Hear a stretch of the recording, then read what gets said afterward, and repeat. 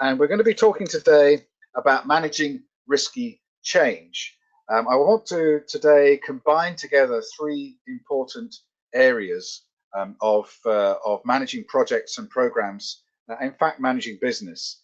And that is the areas of change management, risk management, and stakeholder management. And I know you've recently had a webinar on the stakeholder management subject, and so hopefully you'll have some basic background in this, an understanding of how to identify and assess stakeholders, but combining it with change management and risk management may be new to you. I'm known as the risk doctor, and so you'll understand that I see everything through a risk lens, and I believe that a risk-based approach is the best way to tackle a lot of the issues that we face in projects and programs and business, but also more widely in society and in our nations and in our personal lives. And so I hope you'll find some things interesting and useful in this presentation, not just for your projects, but more widely. So these are the topics I want to cover. We all know that change is risky. We'd like to talk a little bit about that and make sure that we think not only about change management processes, but about how people are involved in the management of risky change. And so I'd like to take those two aspects, the process and the people, and to talk about where risk arises when we're managing risky change, both through the process and through the people, and look at the most risky points in the change management process and how we can engage our stakeholders proactively in order to make sure that we manage change successfully. The internet is full of pictures of cats. So here is one. It says, there are two things I don't like. I don't like change, and I don't like the way things are. And I think a lot of us are like that. We're not comfortable with the existing situation, but we really are not very comfortable with change. And change is very important, as we can see from the creature at the bottom of the screen, who maybe has a very limited view of the world and doesn't think that change is going to be helpful. But when he goes through the change, then he sees everything from a completely different perspective, which is much better, much wider, and much more fun, of course. Change is difficult, but not changing is fatal. And the scientist Charles Darwin, who's known for the development of the theory of evolution, said it is not the strongest of the species that survives, nor the most intelligent that survives. It is the one that is most adaptable to change. So we all know that change is important, but change is also risky. And that's why we have the discipline of change management. Change management exists to manage risky change. If we didn't have risky change, if change was easy and simple and always succeeded, of course, we wouldn't need change management at all. And the first approach, the first way that we tackle the riskiness of change through the change management discipline is to have a structured change process. The danger is that we often focus too much on the process and forget that the other important aspect of managing change is to consider the people. So our first approach is usually to use a structured, formal change management process with well understood phases and stages. And we rely on the process to control the change and control the riskiness of our change. The problem with relying on a process is that some parts of that process, some steps in that process are still exposed to risk. And if we don't understand where the risky points are in our change management process, then the change process can be disrupted and fail. So we do need to use a structured process, but understand where are the most risky parts of that change process. And of course, we must not forget the people. Change always involves people. We call them stakeholders, people who have an interest in the change. And that includes a wide range of different types of people, from the people who make decisions about what the change will be and when we'll implement it and how quickly we'll implement it, the people who actually implement the change, of course, and then the people who are affected by it, both directly and indirectly. And the problem with people is that people have different perspectives on, well, on everything. In this case, they have a different perspective on the change. Why do we need to change? Some people will think it's very, very important, and some will think it's not needed at all. What is the value of change? Some people will think it delivers huge value to our organizations, and others will think it's worthless. Which direction should we change? Should we move in one direction or another? When should we change? How quickly should we change? All of these different things people will have different opinions on, which makes the change risky and difficult. And so in change management, we need to address both the process aspects and the people aspects. And often the people side is forgotten. So there are two steps in managing risky change. First of all, to use a structured, formal change management process. And secondly, to think about the people side, the stakeholder side of our change management, and find which of those people are most risky and address that in a proactive way. So let's think first about the change management process. And I'm going to use as an illustration a well-known model of change called the Patterson-Connor commitment curve. And you'll see that name is down in the bottom right-hand corner of the slide. And the Patterson-Connor commitment curve has 3 phases, and each phase has 2 steps or milestones within it. The first phase of the Patterson-Connor commitment curve is to prepare for change. And we can plot the Patterson-Connor curve in these 2 dimensions. The first dimension along the bottom is time, and the second dimension going up is how strong the level of support is amongst our stakeholders. And clearly we start our change at point 0. We haven't done anything, and so people are not aware of the change, and so there is no support.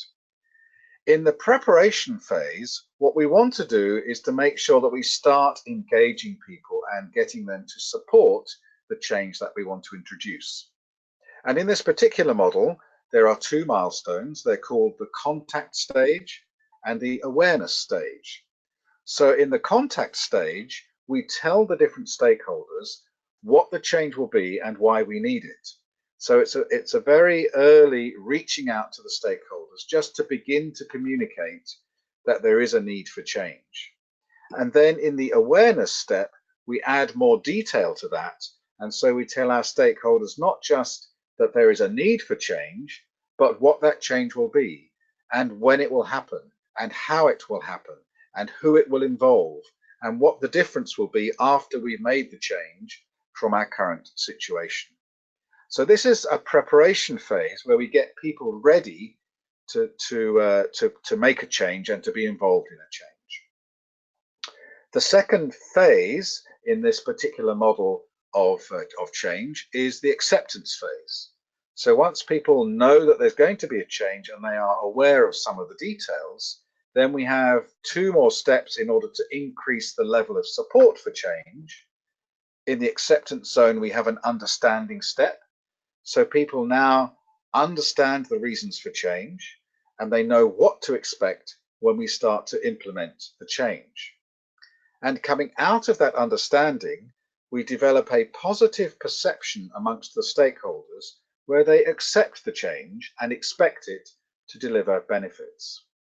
And you'll see in this model that the level of support here is increasing as we go through the different steps in the change model.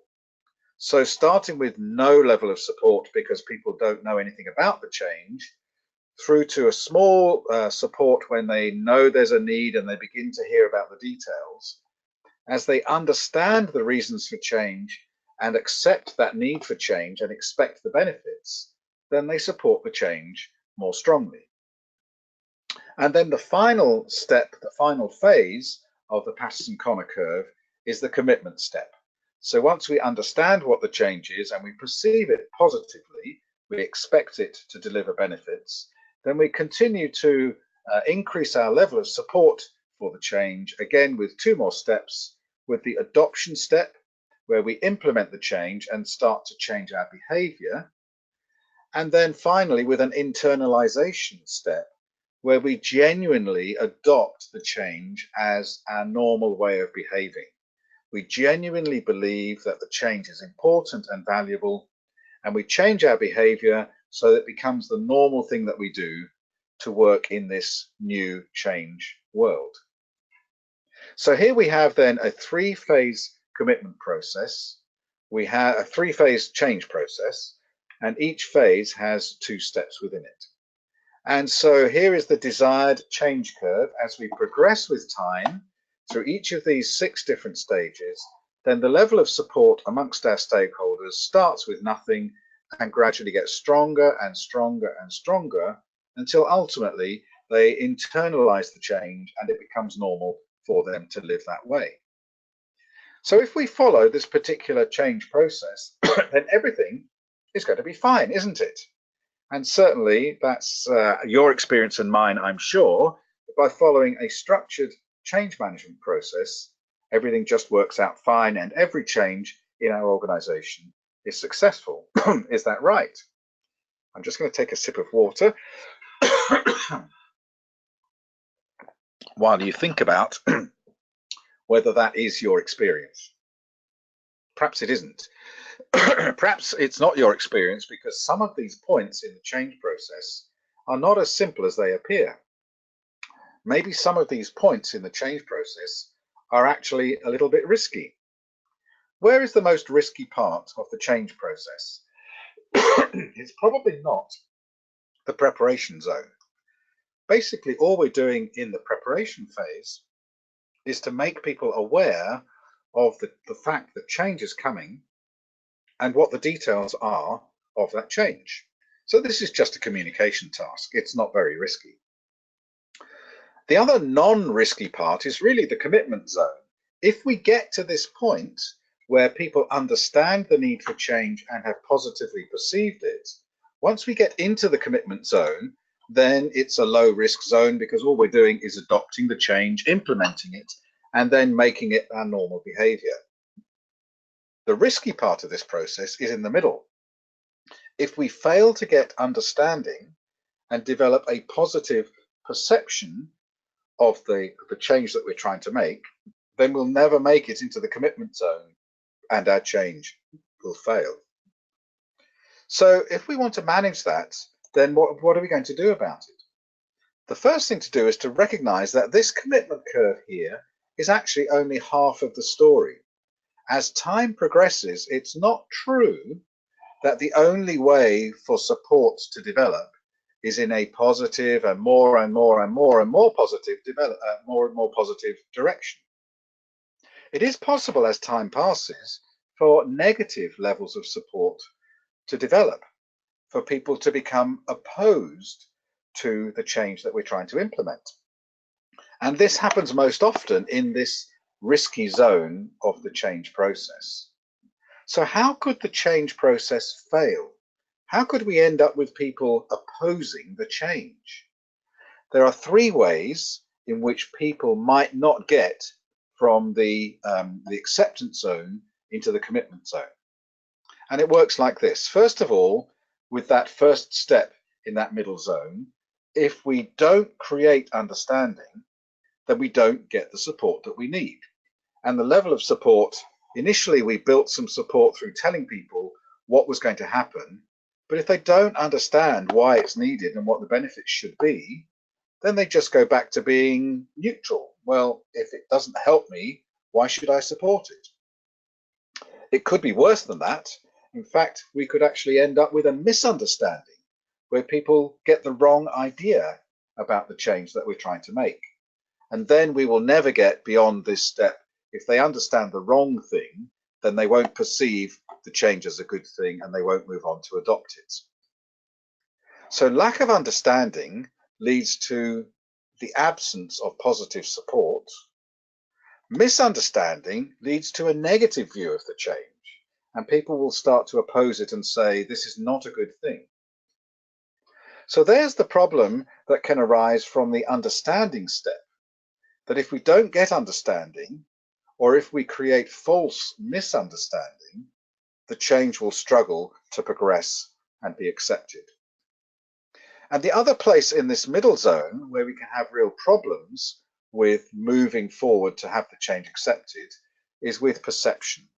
If we don't generate a positive perception, if we end up with a negative perception of the change, people will become actively opposed to the change that we're trying to implement. And you'll see in these three blue outcomes a progression of worse and worse situations to support the change. At the top, if we have lack of understanding, then people just are not that interested. They don't have any positive support. If there's genuine misunderstanding, then they could have a negative view of the change. But if they end up with a negative perception, then they become hostile to change, which is the worst possible situation. And then we will never get out of that middle section and move on to the adoption and internalization stages. So it's really important that we get understanding and perception right.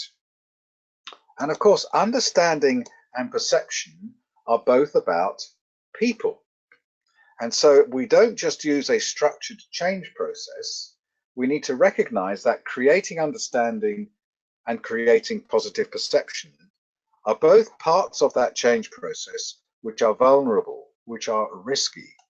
And so what we need to do is to think about the people aspects of creating understanding and producing positive perception. And I'd like to suggest to you in the remainder of this webinar that we could use a risk-based approach to understand how our stakeholders, how our people engage with the change, and then use emotional intelligence to influence our stakeholders to help them get over that understanding and perception step into finally implementing and committing to the change. So how do we do that? How do we use a risk-based approach to stakeholder engagement? Well, first we need to think about who our stakeholders are. Nearly all projects have these stakeholders. There's a project sponsor, there's a project team, we have customers and clients, we have senior managers. Our projects are probably part of a program or a portfolio, and we have other projects and operations which can be influenced by our project. So these are some of our key stakeholders when we want to implement change in our projects. Some projects have additional stakeholders, which we don't find in all projects. So some projects use suppliers and subcontractors. Not every project has those, but when they do, then they are important stakeholders. Some projects have end users in addition to the customers, and the user community is an important stakeholder group. Or maybe we're working in a regulated environment, a regulated industry, and the regulators are stakeholders. Perhaps we affect the general public. Maybe there's strong competition and our competitors are also stakeholders in our project because they're interested in how the project turns out. And it might be that there are pressure groups or lobby groups or political groups which are also interested in our projects. So you'll see that the stakeholder world is quite complex. There are a number of different stakeholders who are interested in the changes that we're introducing in and through our projects. And all of these have to be considered. Some of them are more risky than others, and we need to work out which are the most risky stakeholders so that we can focus our attention on them. And from this list, or maybe these two lists, there's one important stakeholder missing. I wonder if you've worked out who that missing stakeholder is. It's the important, perhaps the most important stakeholder, and that's you. If you are a project manager or a program manager or a portfolio manager, you are a stakeholder in your project or in your program or in your portfolio. And it's important to recognize ourselves as stakeholders. We have an interest in the success of our project or our program. And it's important that we recognize we too have an influence on the outcome of the project. So here are our stakeholders. And what we need to do is analyze them in a risk-based environment, in a risk-based way. Stakeholders are risky because risk is defined as uncertainty that matters. That's the kind of basic definition that all other formal definitions are based on. And stakeholders are certainly uncertain. There's all sorts of things that they could do in an unexpected way, suddenly coming along and deciding that they're changing their level of support for the project, or they're not interested in their original requirements and they have other requirements. They have all sorts of different levels of behavior which can surprise the project and introduce all sorts of risks. And stakeholder behavior really matters. They are influential in whether or not our projects succeed. So stakeholders themselves are uncertainties that matter. Stakeholders are risks. And so we can use a risk-based approach to manage our stakeholders. Well, the first thing we need to do is to analyze our stakeholders after we've identified them. And of course, in your other session recently, you talked about how to identify stakeholders. So we're not going to cover that in detail today. But I'd like to suggest to you a three-dimensional stakeholder analysis model. Most stakeholder analysis models have two dimensions. And this is the dimension which is often missing. Are they positive stakeholders or are they negative stakeholders? What is their attitude towards the project? And this is often forgotten about completely. So what we generally focus on in our stakeholder analysis is their level of interest and their level of power or influence. And we generally assess how much they're interested in the project, either high or low. They can have an active interest or a passive interest. And we also assess the strength of their influence or their power, either high or low. They are strong stakeholders or weak stakeholders. But if we only think about those two dimensions and forget their attitude, then we lose the fact, we ignore the fact that some stakeholders support the project and are backers of the project, and some stakeholders oppose the project and are blockers. So I think this three-dimensional stakeholder model, stakeholder analysis framework, is much more powerful than any of the two-dimensional models which most people use. And in fact, in the 6th edition of the PMI PMBOK guide, in the stakeholder management chapter, you'll find this three-dimensional model has been introduced in the 6th edition, which was published at the end of 2017. So what we have is three dimensions: attitude, interest, and power. And each of them we could describe in two ways: a positive or negative attitude, a high or low level of interest, and a high or low level of power, which means that we have 8 combinations of these different alternative attitudes, interests, and power levels. And so we could actually combine those together to create a three-dimensional model of our stakeholders. This model is called the stakeholder cube, and this is one way of visualizing it. There are these 8 different positions within the cube based on whether the attitude is positive or negative, they support or oppose the project, whether their interest level is high or low, they really have a high level of concern about how the project will turn out, or they're not very bothered, and whether the strength of their influence or power is high or low, they have the ability to make a big difference to the project or not. And so within these 8, within this cube, we have 8 positions. For example, we could have strong, high power, active, high interest, backers with a positive attitude. So these are plus, plus, plus. Of course, in the opposite corner of our cube, we have the people who are weak. They don't have a strong power. They are also passive. They don't have a high level of interest, and they're prepared to block the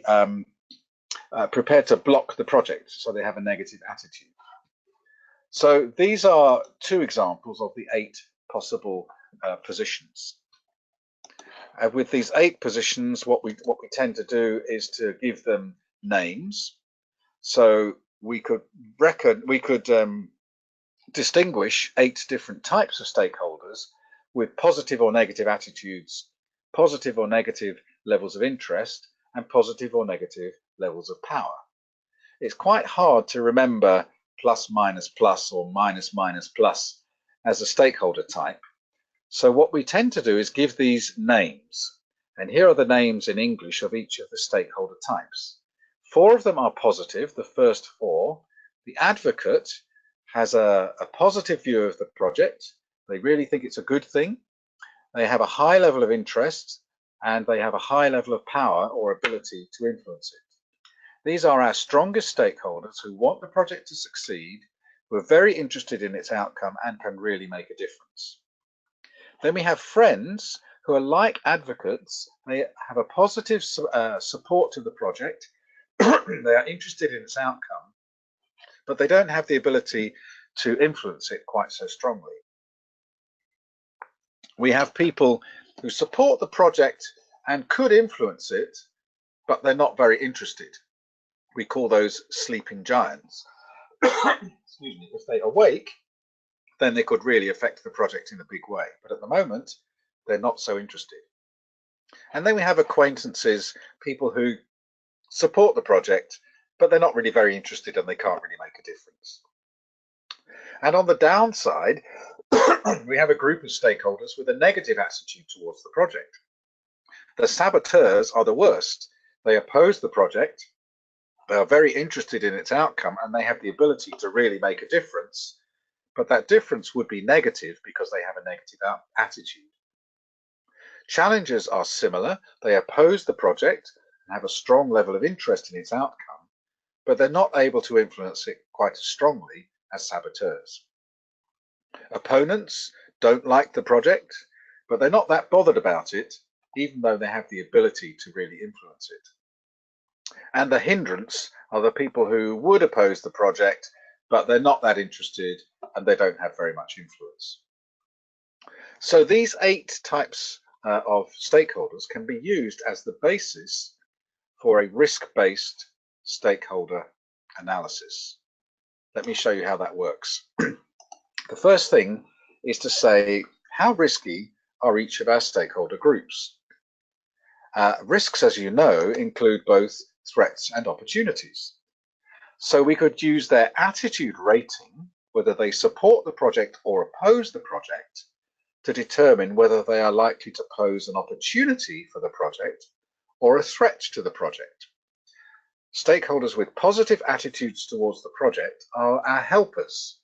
So they might be engaged to create positive opportunities for the project to succeed and for the change to succeed.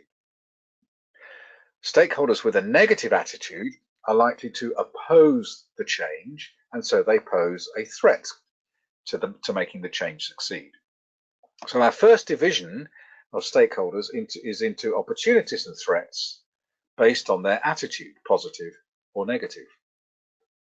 The second dimension is how strong is their level of interest. If they have an active interest, a high level of interest in the project and the change, then there is a high probability that they will want to get involved and influence it. If their level of interest is low, if they are passive, then there's a low probability that they will want to try and influence the change. And then the power dimension tells us what level of potential impact our stakeholders might have on the change.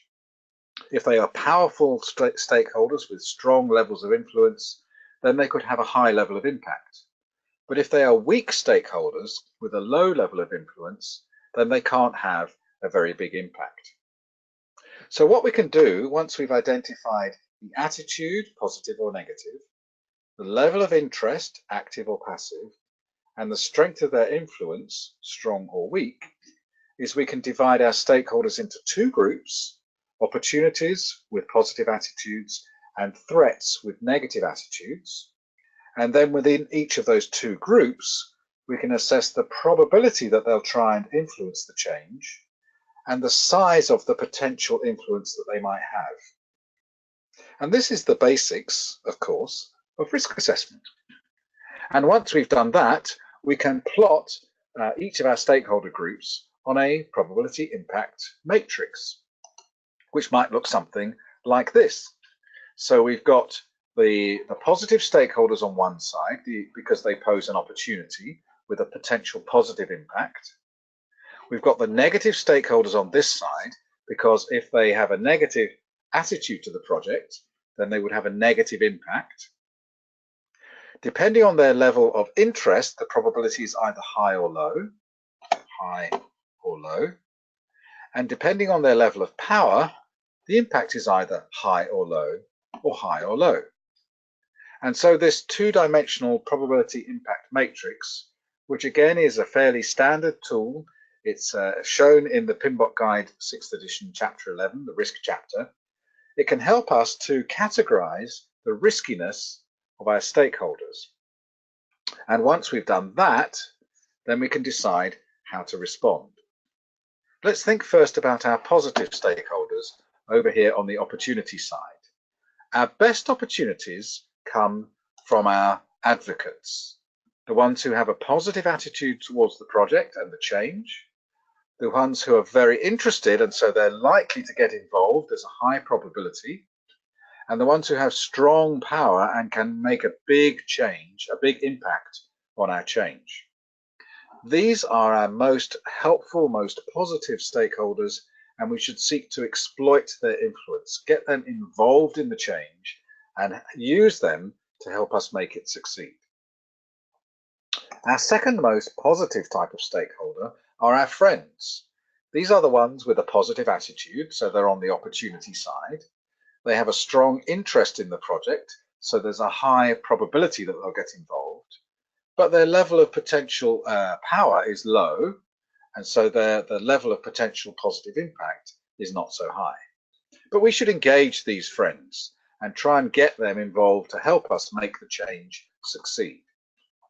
We have two other groups of friends. We have the sleeping giants, who could have a big positive impact, but the chance of them doing that is low because they have a not very strong interest in the change. So what we need to do is to awaken our sleeping giants and enhance the probability that they will help us make the change succeed by engaging them in the change.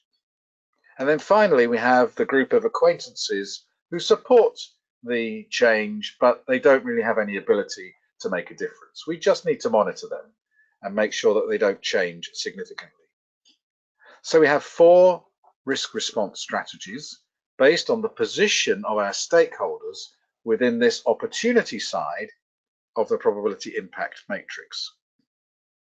We could also categorize our threat-based stakeholders, the ones who oppose our change, in the same kind of way. The biggest threat is posed by the saboteurs. They have a negative attitude towards the change, so they're on this threat side. They have a high level of interest, so there's a high probability they're going to want to get involved. And they have a high level of power, which means they can really make a big negative difference to the change. We need to make sure that we cut them out of the ability to influence the change, to avoid their influence, either by reducing their level of interest or reducing their level of power, or even better, by converting them into opportunity stakeholders by changing their attitude.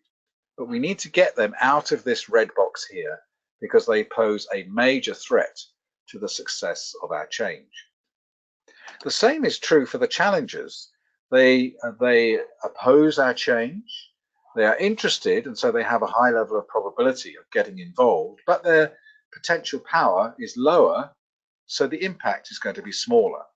Here we need to engage them, and again, like the friends, try and make sure that we get them to support the change and switch them from challengers to friends. Our other 2 groups of negative stakeholders are the opponents. They don't like the change, they have a negative attitude. They could really make a big difference, but fortunately, they're not very interested in the change, so there's a low probability. We need to try and reduce this potential negative impact on the change and see if there are ways we can find of protecting ourselves from the negative influence of those opponents. And finally, we have the hindrances, the people who might just trip us up a little bit, who oppose the project, but they're not very likely to get involved because their interest levels are low, and they're not very likely to make a big difference because their power levels are low. So what we're doing here, by assessing each stakeholder group against 3 dimensions: attitude, interest, and power, we can then plot each stakeholder group on this double probability impact matrix and then identify appropriate strategies to manage the stakeholders and change the level of risk for each of those stakeholders. I hope you're with me so far. There's 2 more things I want to tell you, and that is, how do we do that? It's important that we understand which are our risky stakeholders. It's important that we know what strategies are appropriate, but how do we change our stakeholders? It's not that easy, is it? We need to be able to influence our stakeholders, but very often we don't have very much influence over them. One of my clients is Brian Bruce. He was the chief executive of a South African construction company called Murray and Roberts. And he used to say about his board and his senior management team that his goal was to change the people or to change the people. Now, in English, what he means is that his first goal is to modify the attitudes of people.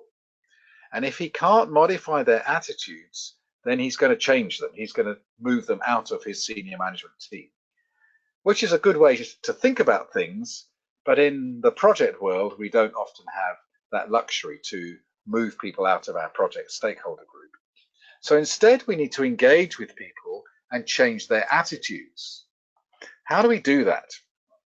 I'd like to introduce you to a model for changing people's attitudes, which is called the 6 A's model, which I developed a few years ago, about 10 years ago, with my colleague, Dr. Ruth Murray-Webster.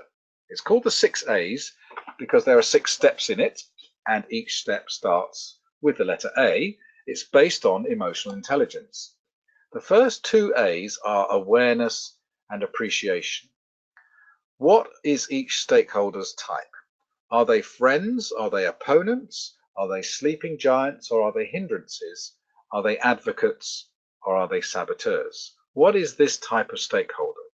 And why are they like that? What drives them to adopt that attitude, that level of interest, and the source of their power? Once we are aware of the types of stakeholders in our project or in our change, and why they're adopting those particular positions, then we do the 3-part assessment that we've just talked about. We assess their attitude, positive or negative. We assess their level of interest, high or low.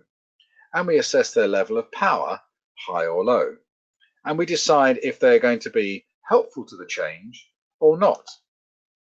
If we discover we have a lot of negative stakeholders who need to change, then we need to get involved. And the next 2 steps of the 6 A's model are assertion, asserting the need for change, making it clear to everybody that we're not going to carry on with the situation as it is, and taking action to achieve the change in our stakeholders' attitudes that we need. But if we find that our stakeholder level of riskiness is okay, then we can just accept where they currently are and work with that. And of course, this is not just a one-time process. This model has in it a review step where from time to time we go back and look again at our stakeholders and see how their attitude, interest, and level of power might have changed. So this 6 A's model gives us a framework for understanding and moderating the influence of our stakeholders on the changes that we're trying to make in and through our projects. How do we actually do this 6 A's thing? Well, the first step is awareness, and that's where our stakeholder analysis comes in, looking at their level of attitude, interest, and power, and appreciation of where that comes from. What influences their attitude? Why are they positive or negative towards the change? Where does their interest come from? What is their stake in the change? And what are the sources of their power that lead them to have either high or low power influences over the change? And once we've done the awareness and appreciation steps, then we can assess how risky they are based on their attitude. Are they a threat or an opportunity? Based on their interest, what is the probability that they will try to influence the change? And based on their power, how big could their potential impact be on the change? And once we've done that, then we need to do something to actually change the riskiness of our stakeholders by identifying an appropriate response strategy and taking action if that's needed, and continuing to monitor the situation. So here we have a framework for understanding the riskiness of the stakeholders who have an interest in the changes that we're trying to make in and through our projects, but not just identifying and assessing them, but changing them so that we manage the riskiness of the stakeholders who can influence our projects and our changes. So let me finish with just a few final thoughts to summarize what we've said in the last 45 minutes or so. First of all, we have to recognize that change is risky. The process that we seek to implement for change management itself is risky. There are risky points in the change management process, particularly around generating understanding and about building a positive perception of the change. But the people involved in the change are also risky. Some of our stakeholders provide or offer real opportunities to support the change and make it more successful. And some of our stakeholders are prepared to block the change and represent a real threat. So we need to address both the process aspects and the people aspects. The process aspects we address by having a structured change process, recognizing that there are some risky parts of that process which need to be protected.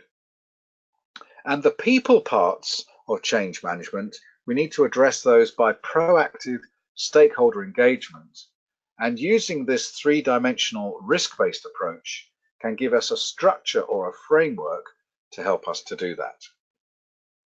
Well, I hope you found that useful and interesting. Here's a final quote from an American management guru. He says, "Your life does not get better by chance. It gets better by change."